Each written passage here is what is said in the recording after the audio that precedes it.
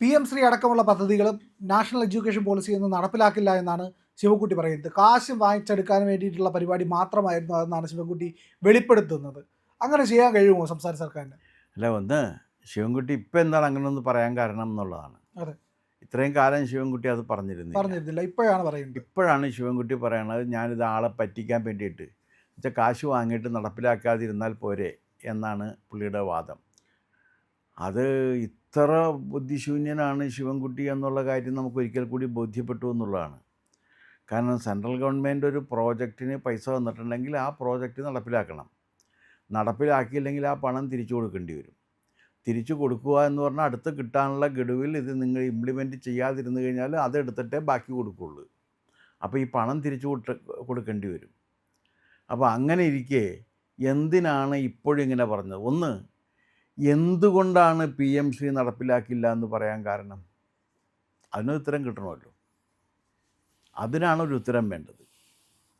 ഇന്ന കാര്യം കൊണ്ട് PM-ശ്രീ നടപ്പിലാക്കാൻ ഞങ്ങൾക്ക് താല്പര്യമില്ല, പറഞ്ഞോളൂ. അത് പറഞ്ഞിട്ടില്ല. ഇല്ല.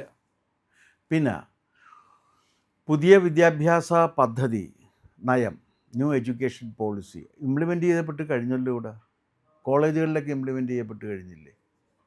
ഇംപ്ലിമെൻറ്റ് ചെയ്യപ്പെട്ട് കഴിഞ്ഞു. അത് ഇംപ്ലിമെൻറ്റ് അതിൻ്റെ അടിസ്ഥാനത്തിലാണ് ഈ 4 വർഷ ഡിഗ്രിയും ബാക്കി കാര്യങ്ങളൊക്കെ വരുന്നത്. ഇനിയിപ്പോൾ അതിൻ്റെ ഘട്ടം ഘട്ടമായിട്ട് അതിൻ്റെ ഓരോ കാര്യങ്ങൾ വരും. അപ്പോൾ അതൊക്കെ മാറി, ഇപ്പോൾ പഴയ രീതിയിൽ മാറിയല്ലോ. 4 വർഷ ഡിഗ്രി വരുന്നു, മറ്റേ ഓണേഴ്സ് വരുന്നു, ഇങ്ങനെയുള്ള ഇത് വരുന്നു. 4 വർഷം കഴിയുമ്പോഴേക്ക് ഓണേഴ്സ് കിട്ടുന്നു, 3 വർഷം കഴിയുന്നതിന് ഡിഗ്രി കിട്ടുന്നു, 2 വർഷം കഴിയുന്നതിന് ഡിപ്ലോമ കിട്ടുന്നു, 1 വർഷം കഴിയുന്നതിന് സർട്ടിഫിക്കറ്റ് കിട്ടുന്നു. അപ്പോൾ ഇങ്ങനെയുള്ള ഒരു എഡ്യൂക്കേഷൻ പോളിസിയാണ് കൊണ്ടുവന്നിരിക്കുന്നത്. അതിനോട് ഇവർക്ക് വിയോജിപ്പുണ്ടെങ്കിൽ ഏത് ഭാഗത്താണ് വിയോജിപ്പ്? അതിനോട് വിയോജിപ്പില്ല. അതുകൊണ്ടാണ് അത് ഇംപ്ലിമെൻറ്റ് ചെയ്തത്. പിന്നെ PM-ശ്രീ എന്നിട്ടേക്കണതിൻ്റെ പേരിൽ അത് പ്രൈം മിനിസ്റ്റർ എന്ന് വന്നതിൻ്റെ പേരിലുള്ള അലർജി കൊണ്ടാണോ? അതാണ് ചോദ്യം. അങ്ങനെ ഒരു അലർജി ഉണ്ട് എന്നുണ്ടെങ്കിൽ CM പ്രോജക്റ്റുകളൊന്നും പറ്റില്ലല്ലോ. മുഖ്യമന്ത്രിയുടെ പേരിൽ നിന്നുള്ള ദുരിതാശ്വാസ നിധി ഇതൊന്നും പറ്റില്ല. കാരണം മറ്റുള്ളവർക്ക് ഈ അലർജി എടുക്കാമല്ലോ. PM-ശ്രീ എന്നുള്ളത് ഒരു പദ്ധതിക്ക് കൊടുത്തിരിക്കുന്ന പേരാണ്. അതിനകത്ത് മോദിയുടെ പേര് പോലുമില്ല. പ്രധാനമന്ത്രിയുടെ പേരിൽ നടപ്പിലാക്കുന്ന വിദ്യാഭ്യാസ പദ്ധതിയാണത്. അത് നടപ്പിലാക്കി കഴിഞ്ഞാൽ അതിൻ്റെ ഗുണങ്ങളുണ്ട്. ആ ഗുണങ്ങളെല്ലാം നമുക്ക് നഷ്ടപ്പെട്ടു പോകും. അത് നഷ്ടപ്പെട്ടു പോകുന്നത് ശിവൻകുട്ടിക്കല്ല, നഷ്ടം സഹിക്കേണ്ട ഇവിടുത്തെ വിദ്യാർത്ഥികൾക്കും പൊതുസമൂഹത്തിനുമാണ്. അത് ചെയ്യാൻ പാടില്ല. പൊതുസമൂഹത്തിനെയും വിദ്യാർത്ഥികളെയും വഞ്ചിച്ചുകൊണ്ട് അവരെ ഒറ്റുകൊടുത്ത് അവരുടെ പേരിൽ പണം പിടുങ്ങി കഴിയാം എന്നാണെങ്കിൽ അത് നടക്കില്ല ശിവൻകുട്ടി എന്നുള്ള കാര്യം നമുക്ക് അദ്ദേഹത്തോട് വളരെ വിനയാന്വിതനായിട്ട് നമുക്ക് പറയേണ്ടി വരും. കാരണം അങ്ങനെ നടക്കില്ല, അങ്ങനെ ചെയ്യാനും പറ്റില്ല. അപ്പോൾ അതുകൊണ്ട് ആ മോഹം അദ്ദേഹം ഉപേക്ഷിക്കുന്നതാണ് നല്ലത്. ഒന്നുകിൽ അദ്ദേഹത്തിന് നടപ്പിലാക്കാം, അല്ലെങ്കിൽ നടപ്പിലാക്കാതിരിക്കാം. പണം വാങ്ങുകയും നടപ്പിലാക്കുകയും ചെയ്യാതിരിക്കാമല്ലോ എന്നാണ് അദ്ദേഹം പറയുന്നത്. അത് ഇത്ര വില കുറഞ്ഞ് ഇത്ര ബുദ്ധിശൂന്യനാണ് അദ്ദേഹം വിദ്യാഭ്യാസ വകുപ്പ് മന്ത്രി എന്ന് അദ്ദേഹം തെളിയിക്കുകയാണ് ചെയ്യുന്നത്. പലവട്ടം തെളിയിച്ചിട്ടുണ്ട് അദ്ദേഹം. പക്ഷേ ഇപ്പോൾ ഒരിക്കൽ കൂടി അത് തെളിയിച്ചിരിക്കുകയാണ്. തനിക്ക് യാതൊരു ബുദ്ധിയും വിവരവും വിവേകവും നിയമത്തെക്കുറിച്ചുള്ള പരിജ്ഞാനവും ഇല്ലാത്ത ഒരാളാണ്. ഇങ്ങർക്കാണെങ്കിൽ LLB ഉണ്ട്. അത് ലക്ഷ്മി വിലാസം കോളേജിൽ നിന്ന് എടുത്തേക്കണ LLB ആണ്. അപ്പോൾ ലക്ഷ്മി വിലാസം കോളേജിലെ LLBക്കാർക്ക് നിയമം അറിയുക എന്ന് പറഞ്ഞാൽ അസാധ്യമായ കാര്യമാണ്. കാരണം അവിടെ പോകുന്ന ആർക്കും അങ്ങനെ നിയമം അറിയണമെന്നില്ല. നിയമം അറിയാതെയും പഠിക്കാതെയും പരീക്ഷ പാസ്സായി പോകുന്ന സ്ഥലം എന്നാണ് ആ കോളേജിനെ കുറിച്ച് ആളുകൾ പറയുന്നത്. സത്യമാണോ എന്ന് എനിക്കറിയില്ല. എന്തായാലും ലക്ഷ്മി വിലാസം കോളേജിന് അങ്ങനെ ഒരു ദുഷ്പേരുണ്ട്. ആ ലക്ഷ്മി വിലാസം കോളേജിൽ പഠിച്ചിട്ടാണ് ഇദ്ദേഹം LLB എടുത്തിരിക്കുന്നത്. അതിൻ്റെ പ്രത്യേകത ഇപ്പോൾ കാണാൻ. കാരണം അല്പം നിയമബോധമുള്ള ഒരാൾക്ക്, അല്പം യുക്തിബോധമുള്ള ഒരാൾക്ക് പറയാൻ കഴിയുന്ന കാര്യമല്ല ഇത് പറഞ്ഞിരിക്കുന്നത്. ഇപ്പോഴിതയാൾ എന്തിനു പറഞ്ഞു എന്ന് ചോദിച്ചു കഴിഞ്ഞാൽ, അയാളുടെ നിയോജക മണ്ഡലത്തിലുള്ള ഇസ്ലാമിക തീവ്രവാദികളുടെ വികാരത്തെ തൃപ്തിപ്പെടുത്തി അവരുടെ വോട്ട് നേടുന്നതിനുള്ള ശ്രമമാണ് നടക്കുന്നത്. അവർ തീർച്ചയായിട്ടും ഇദ്ദേഹത്തിൻ്റെ മേൽ സമ്മർദ്ദം ചെലുത്തിയിട്ടുണ്ടാകും. ഇത് തള്ളിക്കളഞ്ഞാൽ മാത്രമേ ഞങ്ങൾ വോട്ട് തരൂ എന്ന് പറഞ്ഞിട്ടുണ്ടാകും. അങ്ങനെയാണ് ഇദ്ദേഹം ആ ചാനലിലുള്ള അരുൺകുമാർ എന്ന സഖാവിനെ വിളിച്ചിട്ട്, അയാൾ സഖാവാണ്, വിപ്ലവം വരുത്താൻ വേണ്ടി ഇറങ്ങി പുറപ്പെട്ടിരിക്കുകയാണ്. അങ്ങനെ കുറേ എണ്ണം ഉണ്ടല്ലോ ഇപ്പോൾ ജേർണലിസ്റ്റത്തിൽ.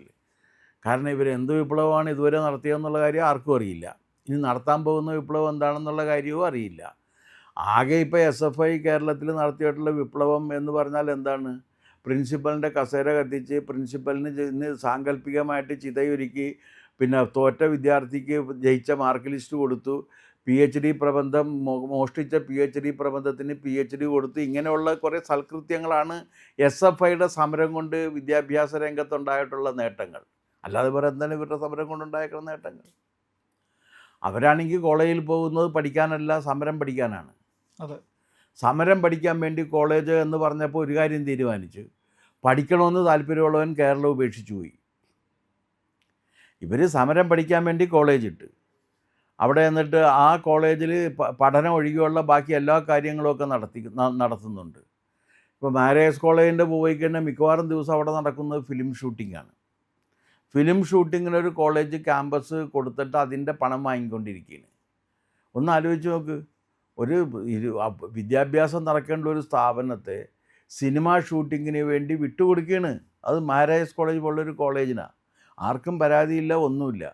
കാരണം അതിന് ഇവർക്ക് ഷൂട്ടിങ്ങിന് സുരക്ഷ ഒരുക്കി കൊടുക്കുക എന്ന മഹത്തായ സൽകൃത്യം ചെയ്തുകൊണ്ടിരിക്കുന്നതാണ് SFI. അതാണ് SFIയുടെ ഇതുവരെയുള്ളത്. ഇവരൊക്കെ പഠിക്കുന്ന കാലത്ത് SFI ആയിരുന്നു. അപ്പോൾ അന്ന് വിപ്ലവം വരുത്താൻ വേണ്ടി ഇറങ്ങിത്തിരിച്ചതാണ്. വിപ്ലവം ഒട്ട് വരില്ല, ഇനി വരേയില്ല. ഇനി പിന്നെ വിപ്ലവം വരുത്തണമെന്നുണ്ടെങ്കിൽ ഗോവിന്ദൻ മാഷ് വേണം അതൊക്കെ വരുത്താനായിട്ട്. ഗോവിന്ദൻ മാഷ് അതെങ്ങനെ വരുത്തുമെന്നുള്ള കാര്യം കണ്ടറിയേണ്ടതാണ്. ഗോവിന്ദൻ മാഷ് പിന്നെ പറഞ്ഞു കഴിഞ്ഞാൽ വിപ്ലവകാരികൾക്കാണെങ്കിലും ഗോവിന്ദൻ മാഷ് എന്താ ഉദ്ദേശിച്ചതെന്ന് മനസ്സിലാകാത്ത കാരണം തോക്കെടുത്ത് വെടിവെക്കാനാണോ പറയണത്, വെറുതെ ഇരിക്കാനാണോ പറയണതെന്ന് ഗോവിന്ദൻ മാഷ് പറഞ്ഞ ഒരാൾക്ക് മനസ്സിലാകില്ല. ബേബി പറഞ്ഞാൽ അത്രയും കൂടി മനസ്സിലാകില്ല. അപ്പോൾ ഇതാണ് വിപ്ലവം. അല്ലെങ്കിൽ ഇവർ എന്തടിസ്ഥാനത്തിലാണ് ഞങ്ങൾ വിപ്ലവം നടത്തുമെന്ന് പറയണത്? എന്തടിസ്ഥാനത്തിലാണ്? ഇന്ത്യ ഭരിക്കുന്ന ഒരുവനെ പാർട്ടി ഭരണഘടന അനുസരിച്ച് രാജ്യം ഭരിച്ചുകൊണ്ട് പോകാൻ പറ്റില്ല. ഇന്ത്യയുടെ ഭരണഘടന അനുസരിച്ചേ രാജ്യം ഭരിക്കാൻ പറ്റുള്ളൂ. ആ ഭരണഘടന അനുസരിച്ചിട്ട് നിയമം നിർമ്മിക്കാനുള്ള അധികാരപ്പെട്ട സ്ഥാപനങ്ങളുണ്ട്. അതാണ് പാർലമെൻറ്റും അസംബ്ലിയും ഒക്കെ. അവർ നിർമ്മിക്കുന്ന നിയമം നടപ്പിലാക്കുക എന്നതാണ് കൃത്യം. അതാണ് ഭരണഘടന അനുസരിച്ച് പ്രവർത്തിക്കുന്ന ഒരു സ്ഥാപനം ചെയ്യേണ്ട കാര്യവും ചെയ്യുന്ന കാര്യവും. അതല്ലാതെ അവിടെ ഇരുന്നുകൊണ്ട് പാർട്ടി ഭരണഘടന ഇവിടെ ഇരുന്ന് നടപ്പിലാക്കാൻ പറ്റുമോ? അങ്ങനെ കരുതിയിട്ടുണ്ടെങ്കിൽ എന്തൊരു ബുദ്ധിശൂന്യതയാണതെന്ന് ആലോചിച്ച് നോക്ക്. പാർട്ടി ഭരണഘടന നടപ്പിലാക്കാൻ കഴിയില്ല. ഇന്ത്യൻ ഭരണഘടനയെ നടപ്പിലാക്കാൻ കഴിയുള്ളൂ. പാർട്ടി ഭരണഘടന നടപ്പിലാക്കാൻ പറ്റില്ല. വിപ്ലവകാരികൾ ആരായിരുന്നാലും ഇവിടെ പാർട്ടി ഭരണഘടന അനുസരിച്ചിട്ടാണെങ്കിൽ വർഗശത്രുവിനെ കാണുന്നിടത്ത് വെച്ച് വെട്ടിക്കൊള്ളണം. വർഗശത്രുവിൻ്റെ രക്തത്തിൽ കൈമുക്കാത്തവൻ കമ്മ്യൂണിസ്റ്റ് അല്ല എന്നാണ് പറഞ്ഞേക്കുന്നത്. അപ്പോൾ മാത്രവുമല്ല, ഇത് വെടിമരുന്നും ചോരയും എന്നെ ഉന്മത്തനാക്കുന്നു എന്നാണ് ഇവരുടെ നേതാവായിട്ടുള്ള ഷെഗുവേര പറഞ്ഞിരിക്കുന്നത്. ഷേ ഗുവേരയാണോ ചേ ഗുവേരയാണോ എന്നുള്ള കാര്യം ബേബിയോട് ചോദിച്ചിട്ട് പറയാനേ പറ്റുള്ളൂ. അപ്പോൾ ഷേ ഗുവേര പറഞ്ഞിരിക്കുന്നത് വെടിമരുന്നും ചോരയും എന്നെ ഭ്രാന്തടിപ്പിക്കുന്നു എന്നാണ് പറയുന്നത്. അപ്പോൾ വെടിമരുന്നിൻ്റെയും ചോരയുടെയും ഗന്ധം കേട്ട് ഭ്രാന്തെടുക്കുന്നവൻ നടത്തുന്ന ഒരു പ്രവർത്തനമാണ് ഇവരിവിടെ നടത്താൻ വേണ്ടി പോകുന്നത്. അത് നടത്താൻ പറ്റുമോ ഇവിടെ? ഇല്ലല്ലോ.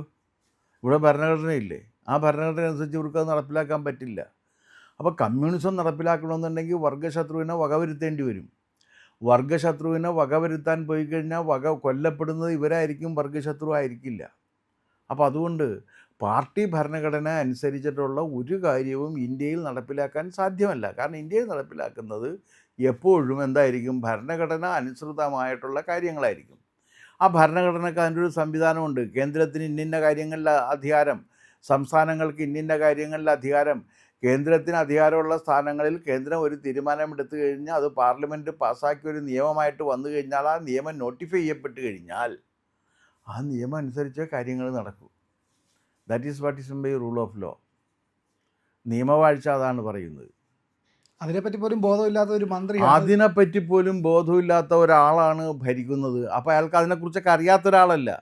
പഠിച്ചത് എന്താണ്, ഈ ലക്ഷ്മി വിലാസം കോളേജിലാണെങ്കിൽ ഇതൊക്കെ കോമൺ സെൻസ് അല്ലേ? ഇത്ര കാലം മന്ത്രിയൊക്കെ ആയിട്ടിരുന്നല്ല. അപ്പോൾ ഇതൊക്കെ അറിയാം.